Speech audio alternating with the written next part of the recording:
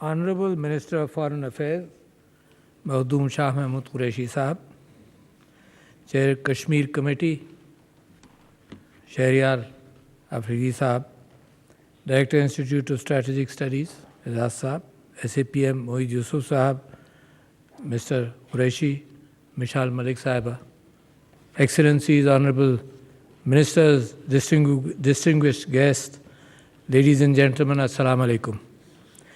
It is an honor for me to welcome you to the President's House to be part of this special event to mark the Kashmir Solidarity Day. It has been 73 years and you've heard a number of speakers as well as a presentation on what has been happening in Kashmir. We gather here to commemorate the huge sacrifices which have been made by the Kashmiri people, but at the same time, to let the world know, let the world not forget what has been happening there, what is happening there, and what were the promises made to the Kashmiri people. It has been a long struggle, not only since illegal Indian occupation of Jammu and Kashmir, but even before against the Dogra Raj which the Kashmiri people have gone through, when their Kashmir was sold for 7.5 million rupees to the Dogra ruler by the British. It's a sore spot which has been there for more than a century, and the people of Kashmir has borne the brunt of rule of brutalities against them. And that sadly continues today, and it's Pakistan's responsibility along with that to support, along with the struggle of the Kashmiri people, to support that and support them and to make the world, remind the world that they should not forget what has been promised to them. And what my Prime Minister, Mr. Imran Khan, spoke in the General Assembly, that it was the United Nations which had promised plebiscite and fairness and justice to the people of Kashmir. So therefore, the responsibility therefore comes to the international community. It is for Pakistan because they are Kashmiri brethren. Sometimes the world believes and thinks, which is not true, that it is a matter of real estate. No, it is a matter of hearts and souls. It is a matter of human bodies. It is a matter of human minds. It is the matter of the women and children. It is the matter of people living under atrocities and under aggression for such a long time. There have been numerous United Nations resolutions in this regard. And in coming here, I wanted to look at some of them. And I made a note that the first resolution was the UN resolution 38, then 39, and then 47, which ensured that there must be a democratic, impartial plebiscite as a right for the people of Kashmir to decide where they want to go. And it was reaffirmed in the resolution number 51, and then resolutions 80, 91, I go on, and 96, India accepts all resolutions and plebiscite, and so do all the nations of the United Nations. Then resolution 98, then 122, reaffirmed the resolutions previously passed, that the Kashmir, and then 123 and 126, that the International Committee of Nations reaffirmed their promise to the Kashmiri people.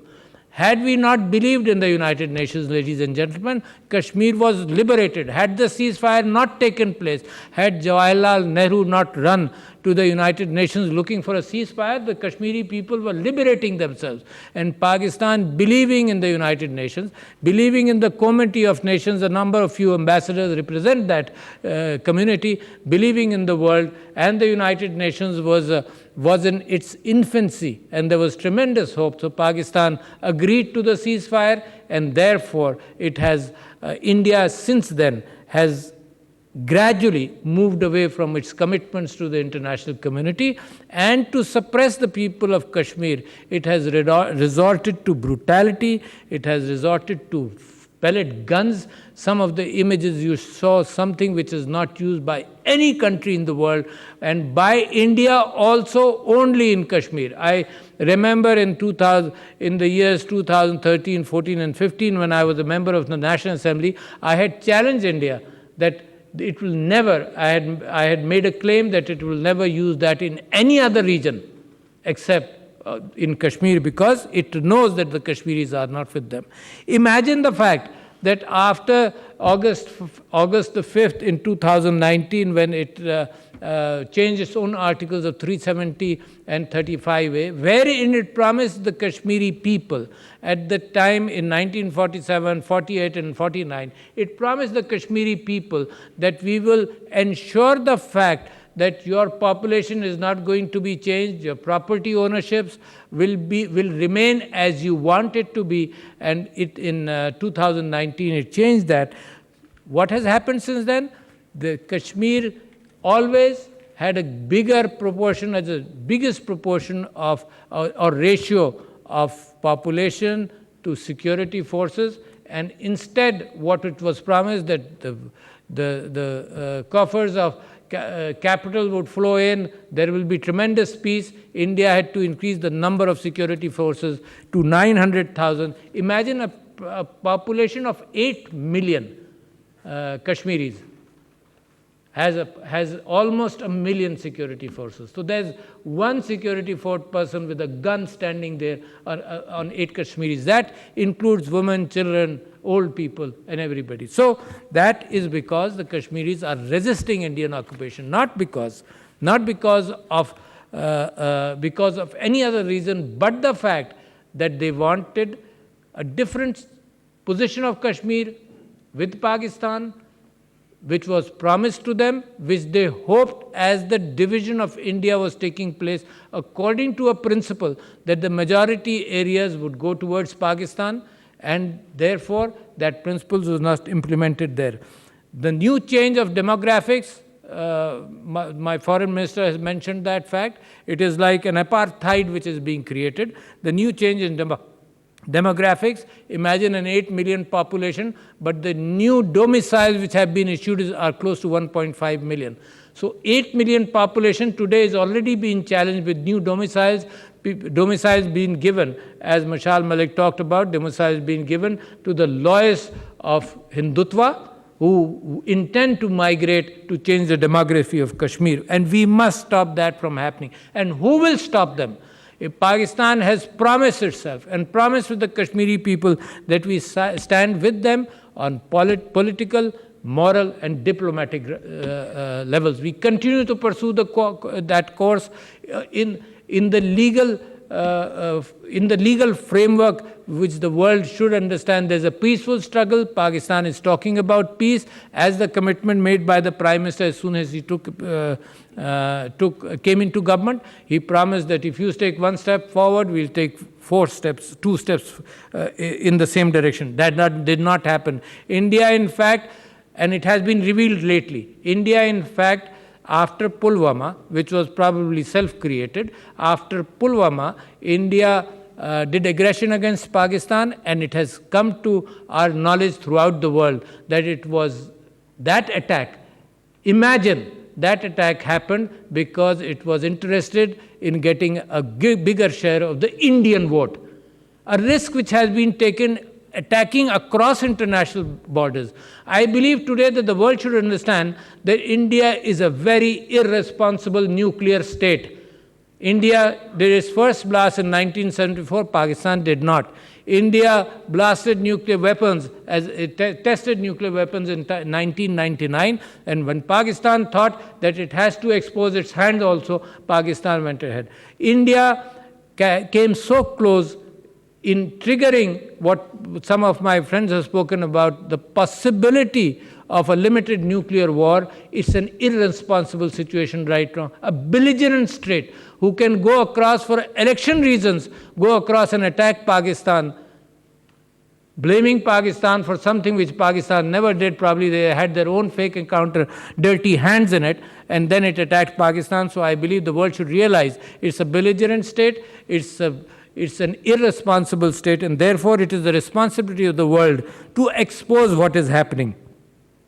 India undid the special status, and as our foreign minister demanded today, it has to undo whatever it has done. It has to move towards plebiscite. That is the only solution, will remain the only solution of Kashmir. There can be no other solution of Kashmir. And I insist, and Pakistan insists on those lines. Let me insist that I am grateful to the United Nations Secretary General for having talked about this, for having pushed even the statement which came out yesterday. It reminded India that India and Pakistan must come to a peaceful resolution in these areas. Let me remind you, ladies and gentlemen, particularly from the diplomatic corps here, because this message, primarily we want for the world to understand. We are requesting you to let your governments know that it is an important area.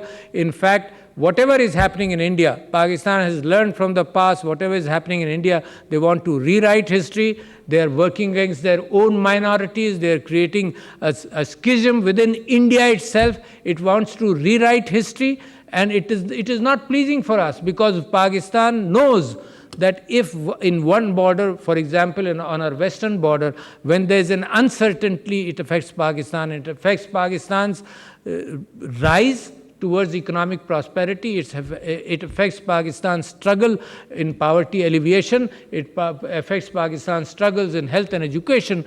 While India is dividing its own country, is working against minorities. The Hindutva regime is there, very strongly there, and the Prime Minister of Pakistan, and in fact our Foreign Minister, and all of us have called to the world that these are makings of a genocide. When you start rewriting history, when you start isolating communities, when there are riots which then reduce the efficacy of the minority population in India. So I must thank the United Nations Secretary General, and I must remind you, ladies and gentlemen, of the UNHCR's report in 2018, which listed for the first time in great detail what the atrocities being committed in India, in Kashmir, against the people, against innocent civilians. What we want, ladies and gentlemen, is that the media should also continue playing its role. India has closed Kashmir. In Pakistan, you can go to our side of Kashmir, the Azad Kashmir, which we call, freely. All diplomats, in fact, the Pakistan government during the last year made those arrangements, but India does not allow visits of foreign delegations. It does not allow the media to go in. It has curbed its own Wi-Fi situation, reduced the bandwidth for people. They cannot inform, they cannot send messages out. That can only happen even after 73 years, when the population of Kashmir has never been satisfied with Indian occupation. India could have made lives easier. Then the wishes of plebiscite is the wish of the Kashmiri population. It's not the wishes of Pakistan. And the plebiscite had recognized that. So, ladies and gentlemen, while things are getting worse, let me give hope. Let me say today, in response to what Mishal Malik Sahiba mentioned, which Shah Sahib, our foreign minister, mentioned, both of them used two words which I think I would like to comment on that there may be extermination or extinction of the Kashmiri people. And in that, I would like to quote a Czech-born French novelist, Milan Kundera, and he writes in his novel, Laughter and Happiness, and he writes that the first step in liquidating a people is to erase its memory. The first step to erase its memory, destroy its books, its culture, its history. Then have somebody write new books, manufacture a new culture, invent a new history. Before long, the nation will begin to forget what it is and what it was. The world around it will forget even faster. So the struggle, ladies and gentlemen, that's what he writes. The struggle against power is the struggle of memory against forgetting. We will not let the world forget about Kashmir. We will fight for them in all diplomatic, political. The past is never dead in the diplomatic, political, and moral ways, and we will expose what is being done. The past is never dead. And I would like to give a message to the Kashmiri youth and the Kashmiri people that Pakistan stands with you.